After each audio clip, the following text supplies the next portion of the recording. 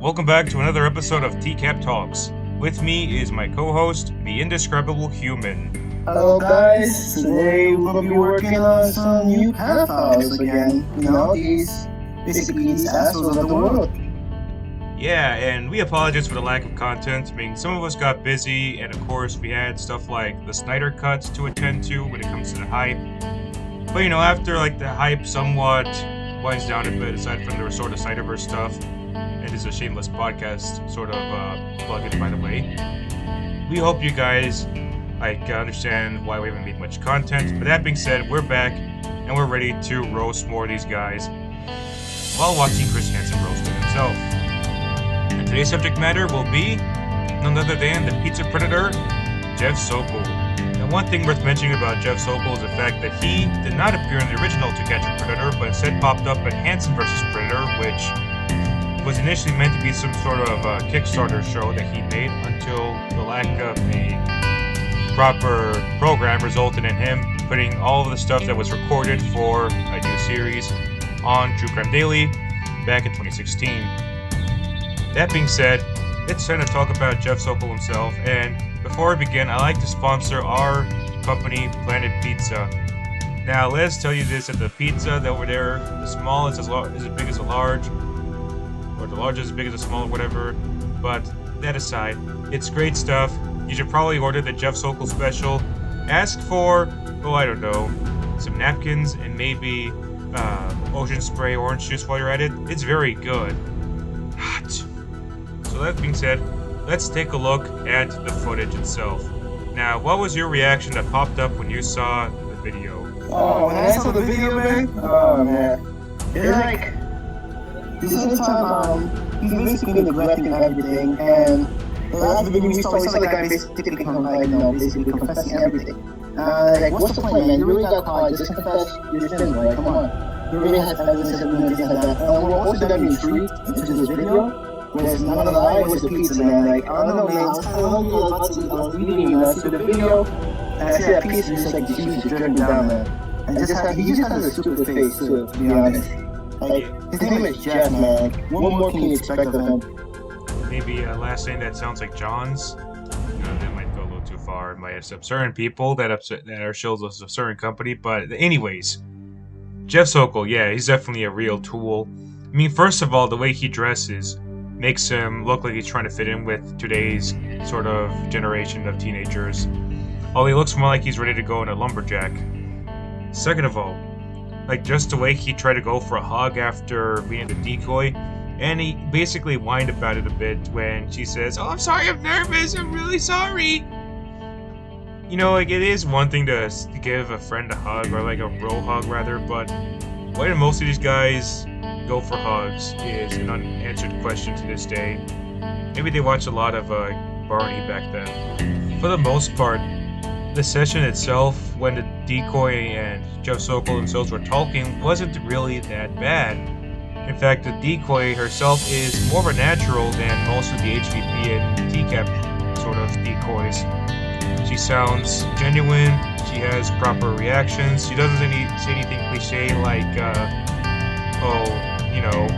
I made some cookies, but I got some chocolate on my shirt, so I'll be back. Or, I stabbed my toe and I'm bleeding all over and my dad's gonna shoot me. She sounds like a pro. Although I gotta give some negative points for her saying Netflix and stuff. I mean, I know it's Netflix and whatnot that it was popular and I still listen to this day, but come on. Well, I found her kind of a good actress, I found her a good actress, she was good at the role, she basically acted like the girls now and then. I'm so shy and everything. Oh my god, it's actually accurate. Yeah, and even the giggling too, major props to her for being a much more convincing person. But beyond that, the rest of the session is not too bad. It does look fairly natural in terms of the way everyone reacts to one another. The interactions are okay, although it's mostly just Jeff Sokol saying, "Oh, why'd you let me come here? Oh, it's a very long drive." And it is what it is, but at least it does feel a little more convincing. If the decoy wasn't a teenager, if she was just a girl around his age, it'd be alright. You know, maybe it would look a little too much like a TV setting, but at least it doesn't look that bad. But unfortunately, that guy himself is just in for some real trouble. And as we're about to see later on, he did. As he pretty much gets roasted by Chris Hansen the moment he walks in and says famous line, "What kind of pizza are we having tonight?"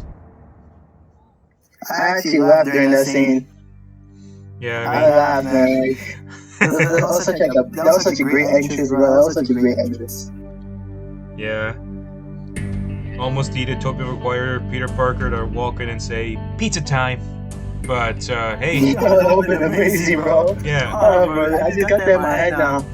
You know, maybe you should check out Reddit and see if prequel memes also has some TCAP fans or not. Oh man, going to Reddit. Anyways, that aside. Yeah, the interactions between Chris Hansen and Jeff Sokol are kind of agonizing in a way because, like, Chris Hansen is pretty much there, he's trying to get information out of Jeff Sokol. That's understandable. But Jeff Sokol himself, the way he talks to Chris, saying stuff like, "Oh, you're an idiot for thinking I would say such a thing," as some reviewer said, just makes you want to punch him in the face. I mean, like, sooner or later he does feel guilty of what he's done, but more so the fact that he got caught rather than what he was about to do. But it's like you mentioned earlier, like, he needs to live up to his sins, or like confess that he fucked up, but he doesn't. He's a real screw up, and as Chris reads the fellow to him, he's screwed. Yeah, man, I hate liars, man. I hate liars. First of all, he kind of has like a punchable face, man. I feel like I wanted to punch his face. But at the same time, I didn't because I like Jimmy Kimmel. He would kind of remind me of Jimmy Kimmel, but not at the same time. Because Jimmy Kimmel's not more like him. And, you know, I expected better from him, you know. 44 years old. You know, those are people these days, man. He does look like a mix between Jimmy Kimmel as well as Kevin Smith, which is kind of funny to say because I have an edited picture of Kevin Smith where it looks like he was crying, but I warped it to make him look like he's making an evil smile. And if you're someone that never saw that picture before, well, I hope you're laughing or getting nightmares. But back to the video. The one thing that really infuriated me more than anything about Jeff was the fact that he made some sort of marriage contract, hoping that no one would get upset at him or be suspicious by the fact that he wanted to marry a teenager. And Chris Hansen was right to be upset at him. I mean, of course, like, discussing age of consent laws in certain parts of the world is debatable because not everyone's going to have like the same sort of rules that the United States would have, or at least North America. But considering the fact that Jeff Sokol was in Connecticut, a state in the United States of America, you'd expect him to abide with those kinds of rules. But unfortunately, he, like plenty of other people, did not. Yeah, I hate it when he bought like the merch laws and did that. Oh my god, man. Well, when I heard they got that, I swear, like, it was stupidity, man. Like, he was in Connecticut, right? Yeah, that's like basically the United States, man. He's 44 years old, man. He's smarter than that. Like, come on, man. You don't know that basically you cannot marry a teenage girl. You don't think nobody's gonna have a problem with it? Like, it's just idiotic. Plus, it's not like he's gonna get away with it. I mean, how is his parents gonna react? How is like the rest of the world gonna react? Like the girl's teachers, the girl's like the people that know the girl personally, because all he wanted to do was just get his dick wet, and that was it. And that's an obvious reference to what Wall said about a certain predator that had a similar mindset. But anyways, yeah, that's pretty much an excuse for him to say, "Oh no, like she's okay. Like she said it's alright. She wants me to meet her. But in reality, he just wanted to stick it in her and fuck off, be obscured, and hopefully not get captured by the police when the parents find out." Anybody will find out, bro. Like, that quick people he's literally about to marry a teenage girl, bro. Who wouldn't know this, that girl? Like, who do you think he's about to go to marry her, man? Come on, bro. I swear. I could follow a like John Wick and like, you know, you ever saw like Law and Order, you ever heard of Spencer? He's gonna be like the same thing he does in the courtroom. And the amusing thing is the fact that he pretty much said stuff about how like he shouldn't be talking to girls like this, and he wants to, which kind of proves the fact that he has his intentions set and pretty much wanting to be a pedo. I mean, you know, like, it's one thing for people to deny what they're doing, but for him to outright admit that he wants to do something like this, while at the same time saying, "Oh, it's nothing like it," like you're going up against me. Like, it's okay for him to admit he's got that sort of obsession, but it's not okay for someone to call him out for that. Very, very concerning for his kind of mindset. And it also concerns me about people on social media as well when they have that sort of behavior. Yeah, man, it was down bad, like down, like really down, bro. Like, come on, man. He was so thirsty, man. Like, come on, bro. There's like many other women that were your age everywhere, bro. Like, come on, you have to be thirsty like for a 13-year-old girl. Like, come on, just go to a hooker or something like that. It's that easy. Even Chris said that about that to him, and he pretty much said like, "Oh, there's nothing else for me to do." I mean, like, yes, there is, boy. Go on your phone, type up single moms, and try and do whatever you want with them, but don't go after a 13-year-old.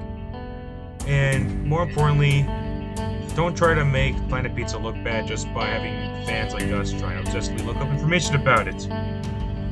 At the end, Jeff Sokol admits that he's pretty much saying, "Oh, like, no, I don't have a marriage contract with me. It's like, it's just a game, it's just fun. It's just, like, why against me for?" Even though he clearly said that, and he says, like, "Oh, it's an example, like, it's just an example how people can get married." No, it's not. I mean, again, it's just to prove that he's trying to hide his true intentions, and considering the fact that he's a kind of scumbag that would easily try to run away from his problems, it's good that he got caught. Man, he's a wrong, man. Like, I really love, like, the ending scene, like, how you see, basically, oh, should I walk out?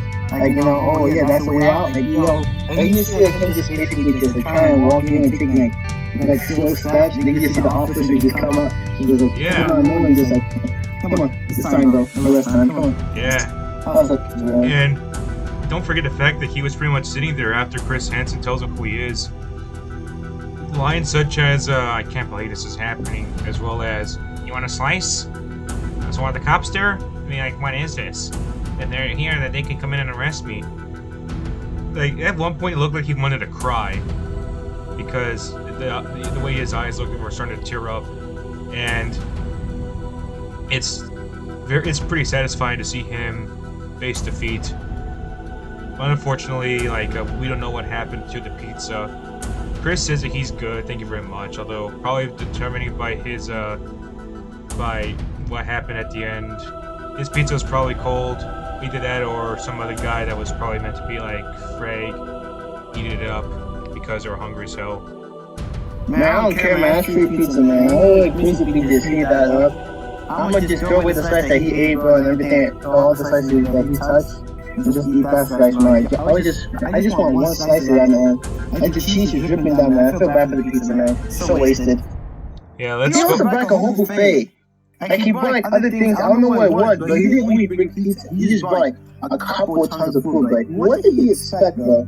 Yeah, pretty much mentioned the orange juice bottle and promotion spray, and it's kind of funny how that works. Oh, and there's even a bit of medicine which is either meant to be for a sex pill to keep him busy for the night, or it's meant for him to help his stomach problems so he won't have too much bowel movements going on after eating a lot of pizza, because it is greasy and it does look like a big pizza. This ain't your ordinary Domino's Pizza Hut. And on a side note, let's after this video, let's go tell everyone on Patreon, our totally existent Patreon account, to give us money so we can build a time machine and go back to 2015 and sneak in, take pizza away, eat it ourselves after Jeff Sokol gets arrested. Yeah, it's like a easy stuff, bro. I think I know how to bring them in the skies, man. All you need is basically the microphone wires and things like that, the headset, and that's it, man. All you need is a black shirt, jeans, and the sneakers too. Just grab the slice, and that's it. Just go. Yeah, we probably had to beat up the male decoy and steal his outfits so he can make it our disguise. But talking about reality here, overall, Jeff Sokol gets this rating, the Hungry Predator, because not only is he hungry as hell, both for sex as well as for food, but he's made us hungry, and I blame him for not leaving the pizza behind for any of us. What a bastard. Selfish, greedy punk. Like, Unbelievable. Like, more seriously though, the way he kept on denying about what he was about to do just makes you wonder how people like him can get away with this if it weren't for Chris stepping in. You know, like I've seen some videos on YouTube that talk about people in Toronto or other parts of the country or other parts of other countries or around the world pretty much confronting predators at Walmarts or other places.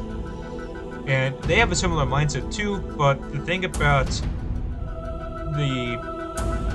those approaching them is that they don't really have the same sort of finesse that Chris has. Not that they have to possess a giant sort of TV station to broadcast everything, but it's just they don't really know how to go into the predators' minds like Chris does.